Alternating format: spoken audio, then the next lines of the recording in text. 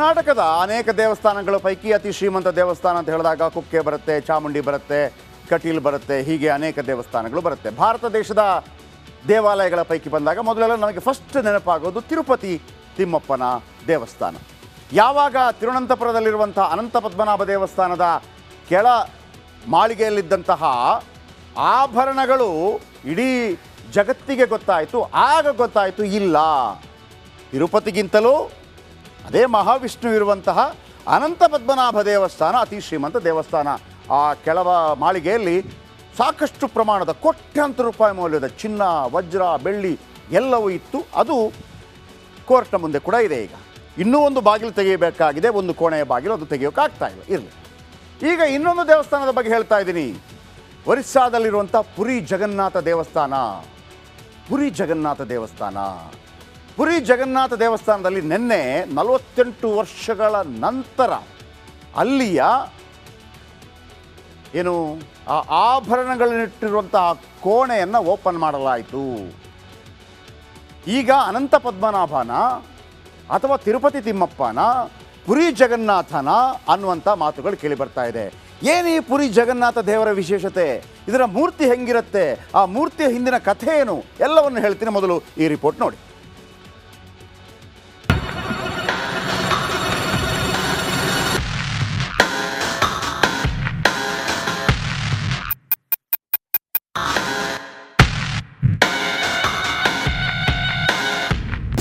श्री रत्न भंडार पिछले करीब 40 साल से खुला नहीं है, लेकिन अब तो मैं देश को बताने जा रहा हूं, वो जानकर पूरे देश के लोग भी हैरान हो जाएंगे।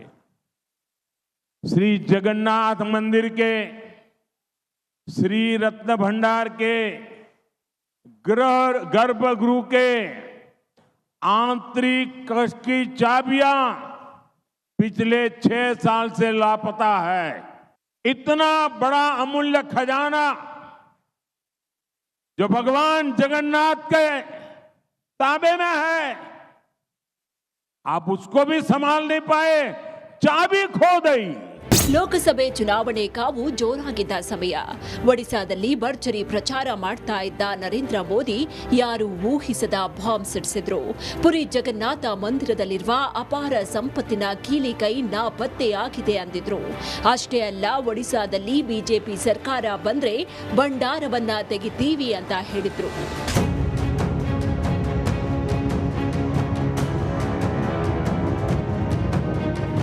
ಒಡಿಶಾದ ಮನೆ ಮನೆಯಲ್ಲೂ ಕುತೂಹಲಕ್ಕೆ ಕಾರಣವಾಗಿದ್ದ ಪುರಾಣ ಪ್ರಸಿದ್ಧ ಪುರಿ ಜಗನ್ನಾಥ ದೇವಾಲಯದ ರತ್ನ ಭಂಡಾರದ ಕೊಠಡಿಯನ್ನ ನಿನ್ನೆ ಮಧ್ಯಾಹ್ನ 1:28 ಶುಭ ಮುಹೂರ್ತದಲ್ಲಿ ತೆರೆಯಲಾಗಿದೆ. 46 ವರ್ಷಗಳ ನಂತರ ಇಡೀ ದೇಶ ಈ ಅಪರೂಪದ ಘಟನೆಗೆ ಸಾಕ್ಷಿಯಾಗಿದೆ. ಆ ಮೂಲಕ ಬಿಜೆಪಿ ತನ್ನ ಚುನಾವಣಾ ಪ್ರಣಾಳಿಕೆಯಲ್ಲಿ ಹೇಳಿದ್ದನ್ನ ಈಡೇರಿಸಿದೆ.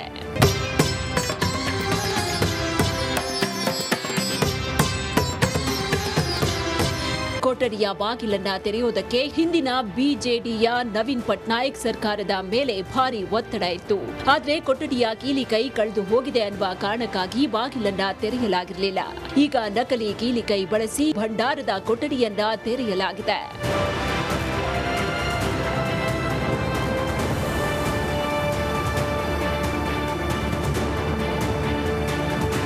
ದೇವಾಲಯದ ಕೊಠಡಿಯೊಳಗೆ 15 ಜನರ ತಂಡ ಹೋಗಿತ್ತು. ಕೊಠಡಿ ಪ್ರವೇಶ ಮಾಡ್ತಾ ಇದ್ದಂತೆ ಪುರಿಯ ಪೊಲೀಸ್ ವರಿಷ್ಠಾಧಿಕಾರಿ ಮಿನಾಕ್ ಮಿಶ್ರಾ ಬಾಗಿಲಲ್ಲೇ ಮೂರ್ಛೆ ಹೋದ್ರಂತೆ. ಕೂಡಲೇ ವೈದ್ಯರು ಪ್ರಥಮ ಚಿಕಿತ್ಸೆ ನೀಡಿದ್ರಂತೆ. 1978ರಲ್ಲಿ ರತ್ನ ಭಂಡಾರ ತೆರೆದಾಗ್ಲೂ ಅಧಿಕಾರಿಯೊಬ್ರು ಆ ಸಂಪತ್ತನ್ನ ನೋಡಿ ಮೂರ್ಛೆ ಹೋಗಿದ್ರಂತೆ. Rajashekhara Jahagirdar, news desk, Republic Kannada.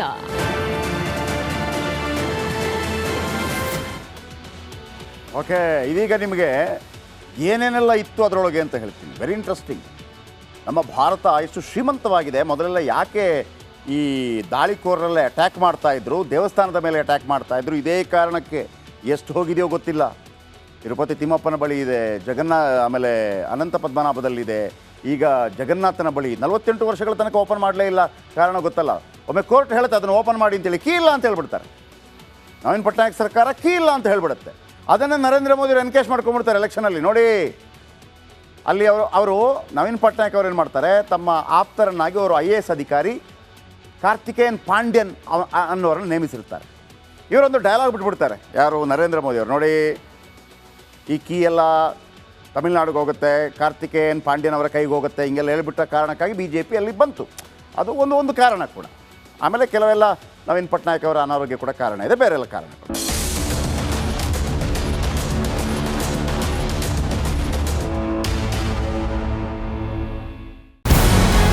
ನಮಸ್ಕಾರ, ಕರ್ನಾಟಕ ಪ್ರೈಮ್ ಟೈಮ್ಗೆ ಸ್ವಾಗತ. ನಾನು ಜಯಪ್ರಕಾಶ್ ಶೆಟ್ಟಿ. ಇಡೀ ಕರುನಾಡು ಇವತ್ತು ರೆಬೆಲ್ ಆಗಿ ನಿಂತಿದೆ. ಈ ಹಗರಣಗಳನ್ನು ಸದನದಲ್ಲಿ ಪ್ರಸ್ತಾಪ ಮಾಡಲು ಕೂಡ ಕಾಂಗ್ರೆಸ್ ಹಿಂದೇಟು ಹಾಕಿದ್ದೇಕೆ? ನಿಮ್ಗೆ ಸಂಬಳ ಅದಕ್ಕೆ, ನಿಮಗೆ ವಾಹನ ಅದಕ್ಕೆ, ನಿಮಗೆ ವೆಪನ್ ಅದಕ್ಕೆ, ನೀವು ಅದನ್ನು ಸೆರೆ ಹಿಡಬೇಕಾಗಿತ್ತು. ನೀವು ವಿದ್ಯುತ್ ಬರ ಇದೆ ಅಂತ ಹೇಳ್ತಾ ಇದ್ದೀರಿ, ಎಲ್ಲಿ ಬರ ಇದೆ ನೀವು ಹೇಳಬೇಕು. ಪಾಕಿಸ್ತಾನ್ ಆಕ್ಯುಪೈಡ್ ಕಾಶ್ಮೀರ್ ಅದು ಎಂದೆಂದಿಗೂ ನಮ್ಮದು. 40 ಮೆಷಿನ್ಗಳು ತಂದಿತ್ತು ನೋಟ್ ಎಣಿಸುವುದಕ್ಕೆ, ಅದೇ ಹಾಳಾಯಿತು. ಮಥುರಾದ ಗಲಾಟೆ ಇದೆಯಲ್ಲ, ಅದು ಸ್ಥಳೀಯವಾಗಿ ಕೂತು ಪರಿಹರಿಸಬಹುದಾದಂಥ ಕಾನೂನಿದೆ. ಗ್ಯಾರಂಟಿ ಯೋಜನೆಯಿಂದ ನಷ್ಟ ಆಗಿದೆ, ಲಾಭ ಆಗಿದೆ, ದಯವಿಟ್ಟು ಹೇಳಿ. Dawood Ibrahim most wanted criminal ಯಾವಾಗಾದ ಅಂದರೆ ಇಲ್ಲಿ ತನಕ ಭಾರತ ದೇಶದಲ್ಲಿ ಓರ್ವ ದಲಿತ ಪ್ರಧಾನಿಯಾದಂಥ ಇತಿಹಾಸವೇ ಇಲ್ಲ. ರಿಪಬ್ಲಿಕ್ ವರ್ಲ್ಡ್ ಆಪ್ ಇದು ಕೇವಲ ಅಪ್ಲಿಕೇಶನ್ ಅಲ್ಲ, ಸಮಗ್ರ ಸುದ್ದಿಗಳ ಸಂಪರ್ಕ ಮಾರ್ಗಕ್ಕೆ ಕ್ರಾಂತಿಕಾರಿ ಬದಲಾವಣೆ. ರಿಪಬ್ಲಿಕ್ ವರ್ಲ್ಡ್ ಆಪ್ ಕೇವಲ ಸುದ್ದಿ ಅಪ್ಲಿಕೇಶನ್ ಅನ್ನ ಪರಿಚಯ ಮಾಡ್ತಾ ಇಲ್ಲ, ಬದಲಾಗಿ ಡಿಜಿಟಲ್ ಸುದ್ದಿ ಬಳಕೆಯ ಹೊಸ ಯುಗಕ್ಕೆ ನಾಂದಿ ಹಾಡ್ತಾ ಇದೆ. ಇದೊಂದು ಬ್ರೇಕಿಂಗ್ ನ್ಯೂಸ್, ಪ್ರಭಾವಶಾಲಿ ಕಾರ್ಯಕ್ರಮಗಳಿಗೆ ಗಟ್ಟಿಯಾದ ವೇದಿಕೆ. ರಿಪಬ್ಲಿಕ್ ವರ್ಲ್ಡ್ ಅಪ್ಲಿಕೇಶನ್ ಈಗ ಲೈವ್ ಆಗಿದೆ. ಗೂಗಲ್ ಪ್ಲೇ ಸ್ಟೋರ್ ಮತ್ತು ಆಪಲ್ ಆಪ್ ಸ್ಟೋರ್ ಎರಡರಲ್ಲೂ ಲಭ್ಯವಿದೆ. ಈಗಲೇ ಡೌನ್ಲೋಡ್ ಮಾಡಿ.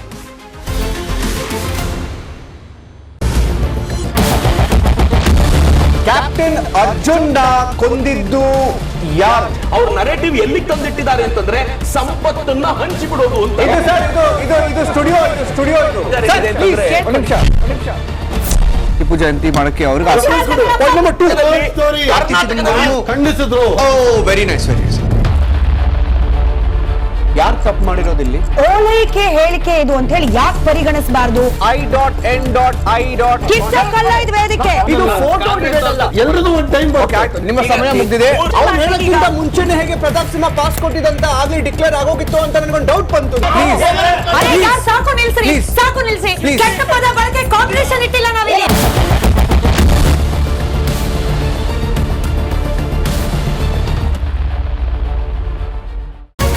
ರಿಪಬ್ಲಿಕ್ ವರ್ಲ್ಡ್ ಆ್ಯಪ್ ಇದು ಕೇವಲ ಅಪ್ಲಿಕೇಶನ್ ಅಲ್ಲ, ಸಮಗ್ರ ಸುದ್ದಿಗಳ ಸಂಪರ್ಕ ಮಾರ್ಗಕ್ಕೆ ಕ್ರಾಂತಿಕಾರಿ ಬದಲಾವಣೆ. ರಿಪಬ್ಲಿಕ್ ವರ್ಲ್ಡ್ ಆ್ಯಪ್ ಕೇವಲ ಸುದ್ದಿ ಅಪ್ಲಿಕೇಶನ್ ಪರಿಚಯಿಸ್ತಾ ಇಲ್ಲ, ಬದಲಾಗಿ ಡಿಜಿಟಲ್ ಸುದ್ದಿ ಬಳಕೆಯ ಹೊಸ ಯುಗಕ್ಕೆ ನಾಂದಿ ಹಾಡ್ತಾ ಇದೆ. ಇದೊಂದು ಬ್ರೇಕಿಂಗ್ ನ್ಯೂಸ್, ಪ್ರಭಾವಶಾಲಿ ಕಾರ್ಯಕ್ರಮಗಳಿಗೆ ಗಟ್ಟಿಯಾದ ವೇದಿಕೆ. ಇಲ್ಲಿ ಕೇವಲ ತಾಜಾ ಸುದ್ದಿ, ಅದರ ನೇರ ಪ್ರಸಾರ ಮತ್ತು ಚರ್ಚೆಗಳಿಗೆ ಮಾತ್ರ ಅವಕಾಶ. ರಿಪಬ್ಲಿಕ್ ವರ್ಲ್ಡ್ ಆ್ಯಪ್ ಡೌನ್ಲೋಡ್ ಮಾಡಿಕೊಳ್ಳಿ. ಗೂಗಲ್ ಪ್ಲೇ ಸ್ಟೋರ್ ಮತ್ತು ಆಪಲ್ ಆಪ್ ಸ್ಟೋರ್ನಲ್ಲಿ ಲಭ್ಯವಿದೆ.